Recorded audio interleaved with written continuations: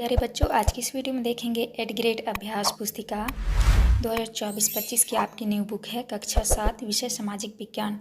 तो चलिए देखते हैं। यहाँ पे देख लीजिए, यहाँ पे आपके पूरे जो पाठ होगी जो है नाम दिए हुए हैं।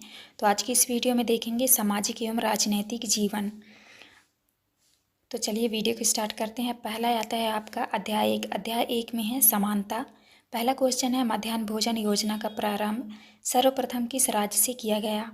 तो आपका उत्तर हो जाएगा बी नंबर तमिलनाडु से। इसके बाद दूसरे में हमारे लोकतंत्र की प्रमुख विशेषता है, तो आपका उत्तर हो जाएगा बी नंबर समानता। इसके बाद आता है आपका तीसरे में है समानता स्थापित करने के लिए संविधान में स्थापित प्रावधानों से सम्मिलित नहीं है, तो आपका जो है उत्तर में हो जाएगा सी नंबर हर व्यक्ति सार्वजनिक स्थलों पर नहीं जा सकता। चौथे में है समाज में दिव्यांगजनों की भागीदारी बनाना सरकार का दायित्व है, तो आपका सही उत्तर हो जाएगा बी नंबर कथन 1, 2 एवं कथन 3।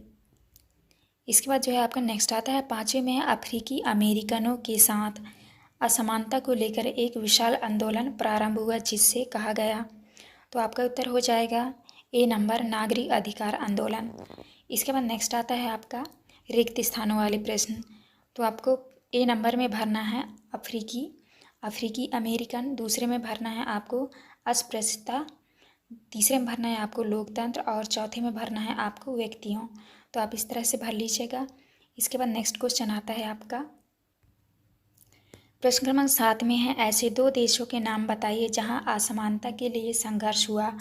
आपको उत्तर में लिखना है भारतीय लोकतंत्र एवं संयुक्त राज्य अमेरिका में जहां समानता के लिए संघर्ष हो रहा है।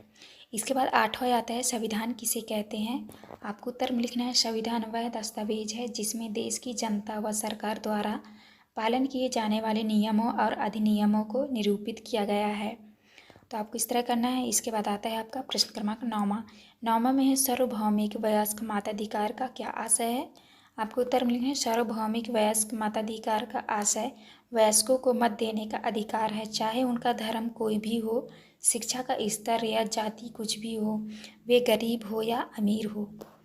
इसके बाद नेक्स्ट है आपका 10वें में है भारतीय संविधान के अनुच्छेद 15 के प्रावधानों को लिखिए। आपको उत्तर में लिखना है अनुच्छेद 15 के प्रावधान राज्य किसी भी नागरिक के विरुद्ध केवल धर्म, मूल वंश, जाति, लिंग, जन्म स्थान या इनमें से किसी के आधार पर भेदभाव नहीं करेगा। इसके बाद आता है आपका 11 में है समानता के अधिकार सरकार द्वारा किस प्रकार लागू किए गए हैं। आपको उत्तर में लिखना है समानता के अधिकार को 2 तरह से लागू किया है।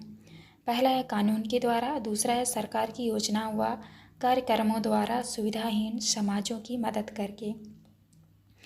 इसके बाद 12वें में है मध्याह्न भोजन कार्यक्रम से क्या लाभ हुए, कोई 3 लाभ लिखिए। तो आपका पहला लाभ है स्कूल में सभी जातियों के बच्चे साथ साथ भोजन करते हैं। दूसरे में है इस कार्यक्रम से महिलाओं को रोजगार मिला। तीसरा है इस कार्यक्रम में निर्धन विद्यार्थियों की भूख मिटाने में सहायता की है, तो आपको इस तरह करना है। इसके बाद नेक्स्ट आता है आपका प्रश्न क्रमांक 13 में है नागरिक अधिकार आंदोलन क्या था। आपको उत्तर में लिखना है रोजा पाकर्स एक अफ्रीकी अमेरिकन महिला ने गोरे व्यक्ति को सीट देने से मना कर दिया। उस दिन उनके इनकार से अफ्रीकी अमेरिकनों के साथ असमानता को लेकर एक विशाल आंदोलन प्रारंभ हो गया जो नागरिक अधिकार आंदोलन कहलाया। इसके बाद 14 में है प्रजातांत्रिक समाज में समानता स्थापित करने में क्या क्या कठिनाई आ रही है। आपको उत्तर में लिखना है प्रजातांत्रिक समाज में समानता स्थापित करने में जाति, धर्म, अपंगता, आर्थिक स्थिति और महिला होने के आधार पर लोगों से असमानता का व्यवहार आदि कठिनाइयाँ आ रही हैं। इसके बाद नेक्स्ट आता है आपका 15 में है अफ्रीकी अमेरिकनों को नागरिक अधिकार आंदोलन क्यों चलाना पड़ा। तो आपको उत्तर में लिखना है रोजा पाकर्स एक अफ्रीकी अमेरिकन महिला थी। 1 दिसंबर 1955 को दिन भर काम करके थक जाने के बाद बस में उन्होंने अपनी सीट एक गोरे व्यक्ति को देने से मना कर दिया। उस दिन उनके इनकार से अफ्रीकी अमेरिकनों के साथ असमानता को लेकर विशाल आंदोलन प्रारंभ हो गया जो नागरिक अधिकार आंदोलन कहलाया। इसके बाद 16 में है क्या आपकी कक्षा में कोई दिव्यांग छात्र अध्ययन करता है, आप उसकी मदद किस प्रकार कर सकते हैं। तो आपको उत्तर में लिखना है, यदि मेरी कक्षा में कोई दिव्यांग छात्र अध्ययन करता है तो मैं उसकी मदद स्कूल आने जाने, पढ़ाई, खेलकूद एवं उसकी आवश्यक सामग्री ले जाने में करता। मैं उस दिव्यांग छात्र को सबसे अच्छा दोस्त बनाकर रखूँगा और उसे कोई परेशान करेगा तो मैं उसकी उस समय मदद करता रहूँगा। इस आपका अध्याय 2 आता है, स्वास्थ्य में सरकार की भूमिका। पहला क्वेश्चन है आपका, निम्न में किसका संबंध जल जनित बीमारी से नहीं है। तो आपका उत्तर हो जाएगा डी नंबर, कैंसर। इसके बाद आता है आपका दूसरे में है, भारत में लोगों के स्वास्थ्य में गिरावट का मुख्य कारण है। तो आपको उत्तर में लिखना है स्वास्थ्य सुविधाओं की कमी। इसके बाद आता है आपका प्रश्न क्रमांक 3 में है, सार्वजनिक स्वास्थ्य सेवा का उद्देश्य नहीं है। आपको उत्तर में करना है केवल ग्रामीण क्षेत्र में स्वास्थ्य सेवा उपलब्ध कराना। इसके बाद नेक्स्ट आता है आपका प्रश्न क्रमांक 4 में, हम मच्छरों को पैदा होने से कैसे रोक सकते हैं। आपको उत्तर में करना है पानी एकत्र न होने देने से। पांचवा प्रश्न आता है, भारत में विदेशों से बहुत बड़ी संख्या में पर्यटक इलाज कराने आते हैं जो कहलाते हैं चिकित्सा पर्यटक। इसके बाद नेक्स्ट आता है आपका रिक्त स्थानों वाले प्रश्न। तो प्रश्न क्रमांक 6 में जो है, प्रश्न क्रमांक 6 का ए नंबर में आपको भरना है बीमार पड़ने। बी में भरना है आपको RMP। इसके बाद सी में भरना है आपको संचार डी। इसके बाद आता है आपका नेक्स्ट, डी में भरना है आपको नैतिक और ई में भरना है आपको शिक्षा। आप इस तरह भर लीजिएगा। इसके बाद आता है आपका प्रश्न क्रमांक 7 में है, प्राथमिक स्वास्थ्य केंद्र किसे कहा जाता है। आपको उत्तर में लिखना है सार्वजनिक स्वास्थ्य केंद्र को प्राथमिक स्वास्थ्य केंद्र कहा जाता है। सार्वजनिक स्वास्थ्य केंद्र व अस्पताल आपस में जुड़े होते हैं जिससे यह शरीर व ग्रामीण दोनों क्षेत्रों को सुविधाएं प्रदान करते हैं। इसके बाद नेक्स्ट आता है आपका प्रश्न क्रमांक 8 में है, हमारे देश में क्या सबके लिए पर्याप्त स्वास्थ्य सेवाएं उपलब्ध है। आपको उत्तर में करना है हमारे देश में सबके लिए पर्याप्त स्वास्थ्य सेवाएं उपलब्ध हैं। स्वास्थ्य सेवाओं को 2 वर्गों में बांटा गया है। पहला है सार्वजनिक स्वास्थ्य सेवाएं, दूसरा है निजी स्वास्थ्य सेवाएं।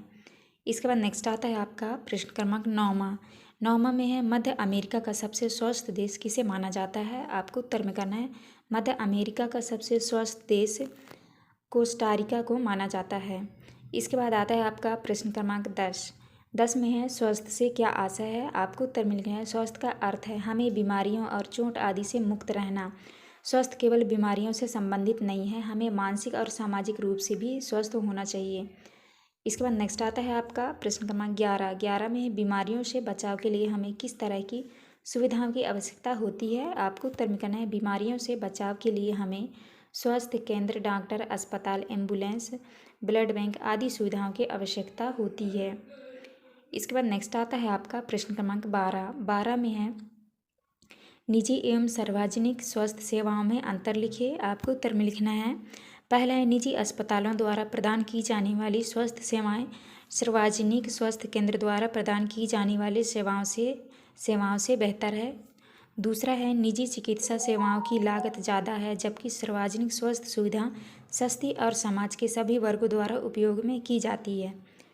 इसके बाद आता है आपका प्रश्न क्रमांक 13 में है, पानी और साफ सफाई की गुणवत्ता को सुधार कर किन किन बीमारियों से बचा जा सकता है। आपको उत्तर में करना है पानी और साफ सफाई की गुणवत्ता को सुधार कर हैजा, typhoid, malaria virus, hepatitis, chikungunya, दस्त लगना जैसी बीमारियों से बचा जा सकता है। इसके बाद आता है आपका प्रश्न क्रमांक 14 में हमें सरकार को कर टैक्स क्यों देना चाहिए। आपको उत्तर में लिखना है, हमें सरकार को कर इसीलिए देना चाहिए क्योंकि सरकार कर से प्राप्त धन का उपयोग विभिन्न प्रकार के सामाजिक सेवाओं को मुहैया करवाने में खर्च करती है जिससे सभी नागरिकों को फायदा होता है। नेक्स्ट आता है आपका प्रश्न क्रमांक 15 में है, भारतीय आयुर्विज्ञान परिषद का आयुर्विज्ञान नैतिक संहिता संदेश क्या है। आपको उत्तर में करना है भारतीय आयुर्विज्ञान परिषद का आयुर्विज्ञान नैतिक संहिता पहले कहता है, जहाँ तक संभव हो सके चिकित्सक को औषधि के जेनेरिक नाम ही उपचार पर्ची में लिखने चाहिए और सुनिश्चित करना चाहिए कि यह युक्त और उपयुक्त रूप में हो। इसके बाद आता है आपका प्रश्न क्रमांक 16 में है, OPD का विस्तारित रूप लिखिए। तो आपको उत्तर में लिखना है OPD का विस्तारित रूप आउट पेशेंट डिपार्टमेंट या बाहर रोगी विभाग है। इसके बाद 17 में है, हमारे देश में केरल राज्य में स्वास्थ्य सुधार की दृष्टि से क्या व्यवस्थाएं की गई हैं? आपको उत्तर में करना है हमारे देश में केरल राज्य में स्वास्थ्य सुविधा की दृष्टि गांव के लिए पीने का पानी, आहार, औरतों के विकास और शिक्षा आदि के लिए उचित व्यवस्था सुनिश्चित की गई है। इसके बाद आता है आपका प्रश्न क्रमांक 18। प्रश्न क्रमांक 18 में है आपकी शाला में बच्चों के खेलते हुए अचानक किसी बच्चे को चोट लग जाती है तो आप क्या करेंगे? आपको उत्तर में करना है यदि हमारी शाला किसी बच्चे को चोट लग जाती है तो हम सबसे पहले स्कूल में बच्चों का प्राथमिक उपचार करेंगे। उसके बाद पास के किसी स्वास्थ्य केंद्र में लेकर जाएंगे जिससे उसकी चोट का सही इलाज हो सके। अध्याय 3 में आपका दिया हुआ है राज्य शासन कैसे काम करता है। पहला क्वेश्चन आता है आपका विधायकों द्वारा कानून निर्माण संबंधी विषयों पर चर्चा के लिए उपयुक्त स्थान है। आपका उत्तर हो जाएगा विधानसभा। इसके बाद दूसरे में है राज्य में मुख्यमंत्री की नियुक्ति की जाती है। आपको उत्तर में करना है राज्यपाल। इसके बाद नेक्स्ट आता है आपका चौथा में है विधानसभा निर्वाचन में बहुमत प्राप्त दल के विधायक अपना नेता चुनते हैं जिन्हें कहा जाता है। तो आपको उत्तर में करना है मुख्यमंत्री। पाँचवें में है समाचार पत्रों एवं अन्य माध्यमों से सरकार के कार्यों व विषयों की चर्चा की जाती है जिसे कहा जाता है। तो आपको उत्तर में करना है सी नंबर प्रेस वार्ता। इसके बाद आपका नेक्स्ट आता है रिक्त स्थानों वाले प्रश्न। तो आपको जो है ए में भरना है जनता, बी में भरना है आपको राज्यपाल, सी में भरना है आपको विधानसभा सदस्य, डी में भरना है आपको विधानसभा और ई में भरना है आपको कानून। आप इस तरह भर लीजिएगा। इसके बाद नेक्स्ट क्वेश्चन आता है आपका 7 में है गठबंधन सरकार किसे कहते हैं। आपको उत्तर में करना है गठबंधन सरकार का मतलब होता है जब कोई पार्टी बहुमत में नहीं आ पाती है तो उसे दूसरी पार्टी अपना समर्थन देती है और वह सरकार बनने लायक हो जाती है, उसे ही गठबंधन सरकार कहते हैं। नेक्स्ट आता है आपका प्रश्न क्रमांक 8 में है वॉलपेपर परियोजना क्या है। आपको उत्तर में करना है वॉलपेपर परियोजना एक मज़ेदार गतिविधि है जिसके माध्यम से रुचि के किसी विषय पर शोध किया जा सकता है। इसके बाद नेक्स्ट आता है आपका प्रश्न क्रमांक 9 में निर्वाचन क्षेत्र से क्या आशय है। आपको उत्तर में करना है निर्वाचन क्षेत्र किसी क्षेत्र के चुनाव में एक सीट निर्वाचित करने वाली क्षेत्र इकाई होती है। हर निर्वाचन क्षेत्र से जनता एक प्रतिनिधि चुनती है जो विधानसभा का सदस्य यानी विधायक बन जाता है। इसके बाद नेक्स्ट आता है आपका प्रश्न क्रमांक 10। प्रश्न क्रमांक 10 में है एक विधायक मंत्री या मुख्यमंत्री कैसे बनते हैं, प्रक्रिया लिखिए। आपको उत्तर में करना है विधानसभा चुनाव में आम जनता द्वारा विधायक का चुनाव किया जाता है। बहुमत प्राप्त दल के सभी विधायक मिलकर मुख्यमंत्री का चुनाव करते हैं। इसके बाद मुख्यमंत्री मंत्रियों का चयन करता है। चुनाव के बाद राज्य का राज्यपाल मुख्यमंत्री और अन्य मंत्रियों की नियुक्ति करता है। इसके बाद आता है आपका प्रश्न क्रमांक 11। प्रश्न क्रमांक 11 में है लोकतंत्र में जनता अपना विरोध किन किन माध्यमों से कर सकती है। आपको उत्तर में करना है लोकतंत्र में जनता अपना विरोध अखबारों, टीवी चैनलों, संगठनों, हड़ताल और सभाएं आयोजित करके आदि माध्यमों से कर सकती है। इसके बाद आता है आपका प्रश्न क्रमांक 12 में है प्रेस वार्ता क्यों की जाती है। आपको उत्तर में करना है प्रेस वार्ता मुख्य उद्देश्य सरकार के किसी विभाग द्वारा जो कि नीतियाँ या निर्णय लागू किए जा रहे हैं उन्हें नीतियों और निर्णय के बारे में आम जनता को जानकारी देना होता है। प्रेस वार्ता में सरकार अपनी कार्यनीति की जानकारियाँ अखबारों, टेलीविज़न के माध्यम से जनता तक पहुँचाते हैं। इसके बाद आता है आपका प्रश्न क्रमांक 13 में है बहुमत से क्या आशा है। आपको उत्तर में करना है जिस राजनीतिक दल के विधायक आधे से अधिक निर्वाचन क्षेत्रों में जीत जाते हैं राज्य में उस दल को बहुमत माना जाता है जिसे बहुमत कहा जाता है। इसके बाद आता है आपका प्रश्न क्रमांक 14। प्रश्न क्रमांक 14 में है राज्य में किसी भी विषय पर कानून बनाने का कार्य किसके द्वारा किया जाता है। आपको उत्तर में करना है राज्य में किसी भी विषय पर कानून बनाने का कार्य राज्य की विधायिका द्वारा किया जाता है। इसके बाद आता है आपका प्रश्न क्रमांक 15 में है सरकारी विभागों द्वारा जो भी कार्य किए जाते हैं उन्हें किसकी स्वीकृति लेनी पड़ती है। उत्तर में करना है सरकारी विभागों द्वारा जो भी कार्य किया जाता है उसे विधायिका द्वारा अनुमोदित या स्वीकृत कराया जाता है। इसके बाद आता है आपका प्रश्न क्रमांक 16 में है अपने क्षेत्र की समस्याओं के बारे में लिखिए। आप किस प्रकार उन्हें हल कर सकते हैं उस पर अपने सुझाव लिखिए। तो आपको उत्तर में करना है हमारे क्षेत्र में हमें अनेक समस्याओं का सामना करना पड़ता है, जैसे स्वास्थ्य समस्या, जल समस्या, सड़क समस्या, बिजली समस्या, राशन समस्या आदि अनेक समस्याएं हमारे क्षेत्र में होती हैं। हम इन सभी समस्याओं को हमारे प्रतिनिधि विधायक महोदय के माध्यम से हल कर सकते हैं। विधायक इन समस्याओं को विधानसभा में रखकर हल करा सकते हैं। इसके बाद नेक्स्ट आता है आपका प्रश्न क्रमांक 17 में है नीचे दी गई तालिका को पूर्ण कीजिए। तो आपको लिखना है, पहले में जैसे लिखा है विभाग का नाम, उनके कार्यों के दो दो उदाहरण। तो विभाग के नाम में है स्कूल शिक्षा विभाग, आपको लिखना है कल्याणकारी कार्यक्रम चलाना। दूसरा है स्कूल शिक्षा को बढ़ावा देना।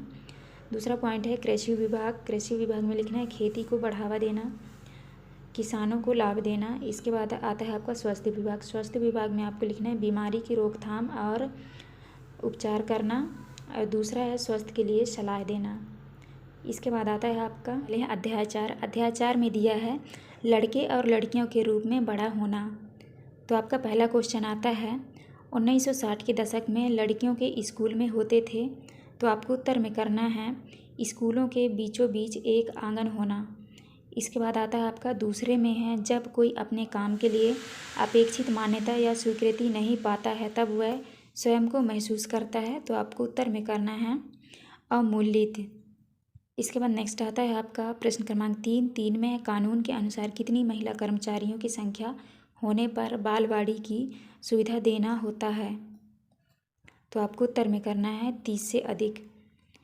इसके बाद नेक्स्ट क्वेश्चन आता है आपका रिक्त स्थानों की पूर्ति कीजिए। तो आपको छठवें में आपको पहले नंबर में भरना है समोआ, दूसरे में भरना है आपको समानता, और सी नंबर में भरना है आपको भेदभाव। इसके बाद नेक्स्ट आता है आपका डी में भरना है आपको दोहरे बोझ, ई में भरना है आपको हड़ताल। आप इस तरह भर लीजिएगा। इसके बाद आता है आपका प्रश्न क्रमांक 5 में है 1960 के दशक में लड़कियां किस प्रकार से स्कूल जाती थी। आपको उत्तर में करना है 1960 के दशक में लड़कियां सकरी गलियों एवं हमेशा समूहों में स्कूल जाती थी। इसके बाद छठवें में है समोआ द्वीप में 9 वर्ष की आयु पूर्ण होने पर बच्चों से क्या कार्य कराए जाते थे। आपको उत्तर में करना है समोआ द्वीप में 9 वर्ष की आयु पूर्ण होने पर बच्चों से मछली पकड़ना और नारियल के पेड़ लगाना आदि कार्य कराए जाते थे। इसके बाद आता है आपका प्रश्न क्रमांक 7 में है आप अपने घर में कौन कौन से कार्यों में अपना हाथ बटाते हैं। आपको उत्तर में करना है हम अपने घर में झाड़ू लगाना, सफाई करना, कपड़े और बर्तन धोना, खाना पकाना, पढ़ाई करना और छोटे बच्चों और बुजुर्गों की देखभाल करना आदि कार्यों में अपना हाथ बटाते हैं। इसके बाद आता है आपका प्रश्न क्रमांक 8। प्रश्न क्रमांक 8 में है 1920 के दशक में समोआ द्वीप समूह के बच्चों का स्कूल न जाने का प्रमुख कारण था। उत्तर में है 1920 के दशक में समोआ द्वीप समूह के बच्चों का स्कूल न जाने का प्रमुख कारण छोटे बच्चों की देखभाल, घर का काम, द्वीपों पर मछली पकड़ना, नारियल के पेड़ लगाना आदि है। इसके बाद आता है आपका प्रश्न क्रमांक 9। प्रश्न क्रमांक 9 में है 1960 के दशक में लड़के एवं लड़कियों के स्कूल में क्या भिन्नताएं थी। आपको उत्तर में करना है 1960 के दशक में लड़के और लड़कियां अलग अलग स्कूलों में जाते थे। लड़कियों के स्कूल लड़कों के स्कूल से बिल्कुल अलग ढंग से बनाए जाते थे। उनके स्कूल के बीच में एक आंगन होता था। लड़कों के स्कूल में ऐसा कोई आंगन नहीं होता था, बल्कि उनके खेलने का मैदान बस एक बड़ा सा खुला स्थान होता था। इसके बाद आता है आपका प्रश्न क्रमांक 10 में घर पर काम करने वाली महिलाओं का कार्य पुरुषों के कार्य से कम क्यों समझा जाता है। आपको उत्तर करना है सारी दुनिया में घर के काम की मुख्य जिम्मेदारी स्त्रियों को ही होती है, जैसे देखभाल संबंधी कार्य, परिवार का ध्यान रखना, विशेषकर बच्चों, बुजुर्गों और बीमारों का। घर के अंदर किए जाने वाले कार्यों को महत्वपूर्ण नहीं समझा जाता है, इसीलिए घर पर काम करने वाली महिलाओं का कार्य पुरुषों के कार्य से कम समझा जाता है। इसके बाद आता है आपका प्रश्न क्रमांक 11 में है आपकी माँ या ऐसे लोग जो घर के काम में लगे हैं यदि एक दिन की हड़ताल पर चले जाएं तो क्या होगा, लिखिए। तो आपको उत्तर में करना है हमारी माँ या ऐसे लोग जो घर के काम में लगे हैं यदि एक दिन की हड़ताल पर चले जाएं तो घर का सभी कार्य अस्त व्यस्त हो जाएगा एवं हम घर के सभी कार्य आसानी से नहीं कर पाएंगे, जिसके कारण हमें स्कूल जाने में देरी हो जाएगी। इसके बाद आता है आपका प्रश्न क्रमांक 12 में है दोहरे बोझ से क्या आशय है। आपको उत्तर में करना है दोहरे बोझ से आशय 2 गुना वजन। सामान्यतः इस शब्द का महिलाओं के काम की स्थितियों को समझने के लिए प्रयोग किया गया है। यह इस तथ्य को स्वीकार करता है कि महिलाएं आमतौर पर घर के भीतर और घर के बाहर दोहरा कार्यभार संभालती हैं। इसके बाद आता है आपका प्रश्न क्रमांक 13। प्रश्न क्रमांक 13 में है, लड़कों को खेलने के लिए कारें व लड़कियों को गुड़ियाँ दी जाती थी। इस कथन से बच्चों को क्या बताने का प्रयास किया गया है? उत्तर में है, लड़कों को खेलने के लिए कारें व लड़कियों को गुड़ियाँ दी जाती थी। इस कथन से बच्चों को यह बताने का प्रयास करते हैं कि जब वे बड़े होकर स्त्री और पुरुष बनेंगे तो उनका भविष्य अलग अलग होगा। इसके बाद आता है आपका प्रश्न क्रमांक 14। प्रश्न क्रमांक 14 में है, शहरी एवं ग्रामीण क्षेत्र की महिलाएं द्वारा किए जाने वाले कार्यों की सूची बनाइए। आपको उत्तर में करना है, ग्रामीण क्षेत्रों में महिलाएं मुख्य रूप से घरेलू काम एवं कृषि कार्यों में शामिल होती हैं। ग्रामीण क्षेत्र की महिलाएं झाड़ू लगाना, सफाई करना, कपड़े और बर्तन धोना, खाना पकाना, छोटे बच्चों और बुजुर्गों की देखभाल करना आदि। शहरी क्षेत्रों में लगभग 80% महिला श्रमिक संगठित क्षेत्रों में काम करती हैं, जैसे घरेलू उद्योग, छोटे व्यापार और सेवाएं तथा भवन निर्माण, घरेलू काम आदि। इसके बाद नेक्स्ट क्वेश्चन आता है आपका प्रश्न क्रमांक 15 में है, हरमीत के हड़ताल पर जाने से उनके घर पर क्या प्रभाव पड़ा? आपको उत्तर में करना है, हरमीत के हड़ताल पर जाने से उनके घर का कार्य अस्त व्यस्त हो गया था। कोई भी कार्य समय पर नहीं हो पा रहा था। समय पर बच्चे एवं नाश्ता तैयार नहीं हो पा रहा था। बच्चों की स्कूल बस चली जाती है और बच्चों को कार से स्कूल छोड़ना पड़ता था और घर की सामान नहीं मिल पाती थी। लंच बॉक्स तैयार नहीं हो पाती थी। लंच बॉक्स के लिए कैंटीन का उपयोग किया जाता था। इस प्रकार हरमीत के हड़ताल पर जाने से उनके घर पर प्रभाव पड़ा। वाले हैं अध्याय 5 में है, औरतों ने बदली दुनिया। तो चलिए देखते हैं। पहला क्वेश्चन आता है आपका, पाठ्य पुस्तक के पृष्ठ क्रमांक 56 पर अंक की तालिका के अनुसार शिक्षा के किस स्तर पर सर्वाधिक बच्चे स्कूल छोड़ देते हैं? आपको उत्तर में करना है माध्यमिक स्तर। इसके बाद नेक्स्ट क्वेश्चन आता है, दूसरे में है, अंतर्राष्ट्रीय महिला दिवस मनाया जाता है। आपको उत्तर में करना है 8 मार्च। इसके बाद नेक्स्ट आता है क्वेश्चन नंबर 3 में है, निम्न में से किसका संबंध महिला आंदोलन से नहीं है? आपको उत्तर हो जाएगा मनोरंजन करने। चौथे में है, बेटी बचाओ बेटी पढ़ाओ अभियान की शुरुआत हुई है। तो आपको उत्तर में करना है 2014 में। इसके बाद है 5वां में है आपका, महिलाओं के हित में घर के अंदर शारीरिक और मानसिक हिंसा के विरुद्ध कानून बनाया गया है। आपका उत्तर होगा 2006 में। इसके बाद आता है आपका रिक्त स्थानों वाले प्रश्न। तो आपको जो है ए नंबर में भरना है 83.5, बी में भरना है आपको संस्कृत, सी में भरना है आपको बांग्ला और डी में भरना है आपको कोलकाता और ई में भरना है आपको जनगणना। तो आप इस तरह भर लीजिएगा। इसके बाद नेक्स्ट क्वेश्चन आता है आपका प्रश्न क्रमांक 7। प्रश्न क्रमांक 7 में है, रूढ़िवादी धारणाएं महिलाओं के जीवन को कैसे प्रभावित करती है? आपको उत्तर में करना है, रूढ़िवादी धारणाओं के कारण ही बहुत सी लड़कियों को डॉक्टर, इंजीनियर बनने के लिए अध्ययन करने और प्रशिक्षण लेने के लिए सहयोग नहीं मिल पाता है जो लड़कों को मिलता है। इसके बाद नेक्स्ट है आपका 8वां में है, राज सुंदरी देवी स्वप्न में क्या पढ़ रही थी? आपको उत्तर में लिखना है, राज सुंदरी देवी स्वप्न में चैतन्य भागवत एक संत का जीवन पढ़ रही थी। इसके बाद आता है आपका प्रश्न क्रमांक 9। प्रश्न क्रमांक 9 में है, लक्ष्मी लाकरा के जीवन से हमें क्या प्रेरणा मिलती है? आपको उत्तर मिल गया, झारखंड के एक गरीब आदिवासी परिवार की 27 वर्षीय महिला लक्ष्मी लाकरा के जीवन से हमें परिस्थितियों को हराकर अपने लक्ष्य को प्राप्त करने की प्रेरणा मिलती है। इसके बाद नेक्स्ट आता है आपका प्रश्न क्रमांक 10 में है, रमाबाई द्वारा महिला शिक्षा के लिए किए गए प्रयासों का वर्णन कीजिए। आपको उत्तर मिलना है, रमाबाई द्वारा सन 1898 में पुणे के पास खेड़ा गांव में एक मिशन स्थापित किया गया, जहां विधवा स्त्रियों और गरीब औरतों को पढ़ने लिखने तथा स्वतंत्र होने की शिक्षा दी जाती थी। उन्हें लकड़ी से चीज़ें बनाने, छापा खाना चलाने जैसी कुशलता भी सिखाई जाती थी। इसके बाद नेक्स्ट क्वेश्चन आता है आपका प्रश्न क्रमांक 11 में है, रुकैया सखावत हुसैन द्वारा लिखित कहानी सुल्ताना का स्वप्न की मुख्य बातें लिखिए। तो आपको उत्तर में लिखना है, कहानी सुल्ताना का स्वप्न की मुख्य बातें। पहला है, इस कहानी में महिलाएं बादलों से होने वाली वर्षा को रोकने के उपाय खोजती हैं और हवाई कारें चलाती हैं।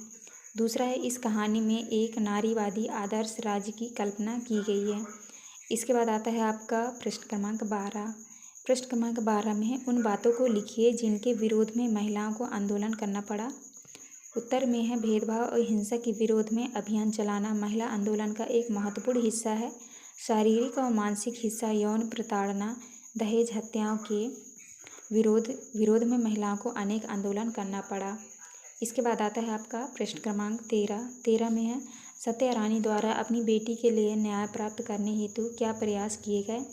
आपको उत्तर में करना है, सत्या रानी महिला आंदोलन की एक सक्रिय सदस्य दहेज के लिए मार दी गई। अपनी बेटी के मामले में न्याय मांगने के लिए लड़े गए लंबे मुकदमे की कानूनी फाइलों से घिरी हुई सर्वोच्च न्यायालय की सीढ़ियों पर बैठी है एवं अपनी बेटी के लिए न्याय प्राप्त करने का प्रयास कर रही है। इसके बाद आता है आपका प्रश्न क्रमांक 14। प्रश्न क्रमांक 14 में, आपके जीवन में स्कूल जाना महत्वपूर्ण क्यों है। आपको उत्तर में लिखना है, हमारे जीवन का एक महत्वपूर्ण हिस्सा स्कूली शिक्षा है जो हमारे भविष्य को आकार देने और बौद्धिक और व्यक्तिगत विकास दोनों के लिए आधार तैयार करने में मदद करती है। हमारे नैतिक और सांस्कृतिक विकास में स्कूल महत्वपूर्ण भूमिका निभाते हैं। स्कूल में हमें शिक्षित करके हमें विभिन्न संस्कृतियों से परिचित कराते हैं। हमारे जीवन में स्कूल जाना इसीलिए महत्वपूर्ण है। इसके बाद आता है आपका प्रश्न क्रमांक 15। प्रश्न क्रमांक 15 में है, राजसुंदरी देवी द्वारा अपनी आत्मकथा में मुख्य रूप से किस बात का उल्लेख किया गया है। तो आपको उत्तर में करना है, राजसुंदरी देवी द्वारा अपनी आत्मकथा में प्रमुख रूप से शिक्षा का उल्लेख किया गया है। यह आत्मकथा 60 वर्ष की अवस्था में उन्होंने बांग्ला भाषा में अपनी आत्मकथा लिखी। राजसुंदरी देवी का जन्म 200 वर्ष पूर्व पश्चिम बंगाल में हुआ था। राजसुंदरी देवी ने अपनी आत्मकथा में मुख्य रूप से लिखा है कि यदि लड़की लिखती पढ़ती है तो वह पति के लिए दुर्भाग्य लाती है और विधवा हो जाती है। इसके बाद आता है आपका प्रश्न क्रमांक 16 में है, नीचे दी गई तालिका को पूरा कीजिए। तो यहाँ पे आपको लिखना है 40%, यहाँ 15%, यहाँ पे लिखना है आपको 42% और स्त्री में लिखना है आपको 65%। तो आप इस तरह कर लीजिएगा। इसके बाद आता है आपका प्रश्न क्रमांक 17 में, हमारे देश में अधिक संख्या में लड़कियों को स्कूल छोड़ने के क्या कारण हैं। आपको उत्तर में करना है, हमारे देश के अनेक भागों में विशेषकर ग्रामीण और गरीब क्षेत्रों में नियमित रूप से पढ़ाने के लिए ना उचित स्कूल है ना ही शिक्षक। कुछ परिवार अत्यंत निर्धन होते हैं और अपने सब बच्चों को पढ़ाने का खर्चा नहीं उठा पाते हैं एवं साधनों का अभाव भी होता है। इस कारण लड़कियों को स्कूल छोड़ना पड़ता है। इसके बाद आता है आपका प्रश्न क्रमांक 18 में है, औरतों के अधिकारों के संबंध में जागरूकता फैलाने हेतु कौन कौन से माध्यमों का प्रयोग किया जाता है। तो आपको उत्तर में करना है, औरतों के अधिकारों के संबंध में जागरूकता फैलाने हेतु गीतों, नुक्कड़ नाटकों, रैलियां प्रदर्शित व जनसभाओं का प्रयोग किया जा सकता है। औरतों के अधिकारों के संबंधों में जागरूकता बढ़ाना भी महिला आंदोलन का एक प्रमुख कार्य है। इसके बाद आता है आपका प्रश्न क्रमांक 19। प्रश्न क्रमांक 19 में दिया है प्रोजेक्ट कार्य। क्वेश्चन है, अपने आस पड़ोस की 10 महिलाओं की जानकारी पता लगाइए कि वे किस किस प्रकार के कार्य करती हैं, उनके खान पान, पहनावा, रुचि व उनकी आय के स्रोत क्या हैं, लिखें। तो इस क्वेश्चन का उत्तर जो है आप अपने क्लास टीचर से पूछ के कर लीजिएगा। तो